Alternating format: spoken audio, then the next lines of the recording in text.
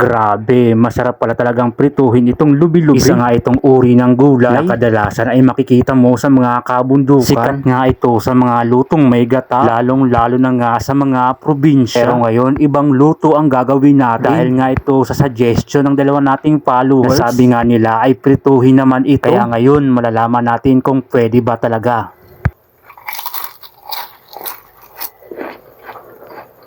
Sa sobrang luto nga nitong lubi-lubi chips, lasa nga nito ay parang si chicharon lang. Naaakalahin mo ay hindi ito dahon ng lubi-lubi.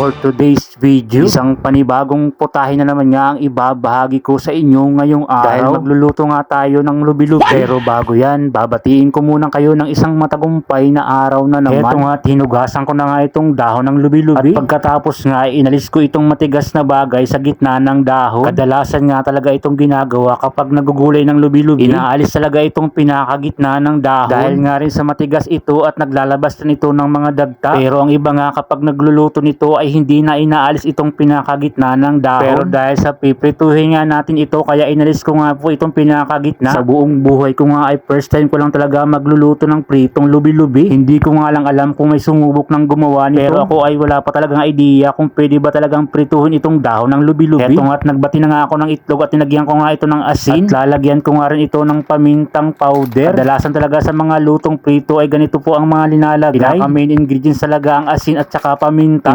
Halo ko nga muna ito para magsama-sama ang lasa. At dahil nga napakahaba nitong mga dahon ng lubi-lubi ay pinaghati-hati ko nga ito. Para nga kapag linuto ko ito ay mas madali. Kung nasubukan mo na nga magprito ng lubi-lubi, paki-comment naman po dyan sa baba. Nang malaman ko naman na hindi lang pala ako ang sumubok ng ganitong pagkakaluto. Nag-ready na pala ako rito ng harina. Bali, hinaluan ko pala yan ng kaunting cornstarch. Yung kasi talaga ang nagpapalutong sa mga pinirito. Ganito lang nga po yung ginawa ko. Sinausaw ko nga muna itong dahon dito sa may itlog. At pagkatapos ko ang isawsaw sa may itlog ay dito ko naman sinausaw sa harina na may kasamang cornstarch. Ang ganitong proseso nga ng pagluluto ay napakadali lang. Hindi katulad ng pagluluto ng may gata ay maraming proseso. Subalit kapag ganito ay sobrang madali lang talaga. Ang kakailanganin mo lang talaga itlog at harina. At syempre ang mantikang pagpiprituhan mo nito. Shoutout pala kay Rolly Espanyo at dito rin kay Jeremy Pura. Sila talaga ang may kasalanan kung bakit nagawa ko ito. Nag-init na pala ako ng mantika. Nung mainit na nga inilagay ko na nga itong kinotid natin na dahon ng lubi-lubi. Sa pagkukotid nga nito ay dapat talaga malagyan mo lahat ng parte ng dahon para kapag maluto na nga ito ay talagang maluto. Hindi naman talaga ito mahirap. Para ka lang nagpiprito ng manok. Pinagkaiba nga lang talaga ito ay dahon. Sa pagluluto ko nga nito ay katamtamang apoy lang. Hindi masunog itong niluluto natin. Habang malapit na nga itong maluto ay nag-iisip na talaga ako dyan kung ano bang sausawan ang gagamitin ko rito. Pero sa palagay ko ay pwede naman talaga kahit anong sausawan dito. At naisip ko nga rin pala na pwede rin pala talong lagyan ng mga flavor. Kapag naluto na nga talaga ay pwede kang maglagay ng iba't ibang klaseng mga flavor dito. Depende na rin sa inyong panlasa kung ano ba talaga ang gusto nyong flavor. Pero para sa akin, gusto ko talaga ang sour in cream. At sa palagay ko, mas masarap din dito yung cheese powder. Ayun nga po mga bossing, ganito lang pala ang itsura kapag luto na. Kapag nagkukulay brown na talaga ay luto na ito. Hinain ko na nga ito pa isa-isa. Nilagyan ko pala lang tissue itong plato para masipsip nga ang mga mantika nitong mga pinirito ko. At nung matapos na pala ako, heto na yung finished product natin. Pakinggan nyo kung gaano ba talaga kalutong.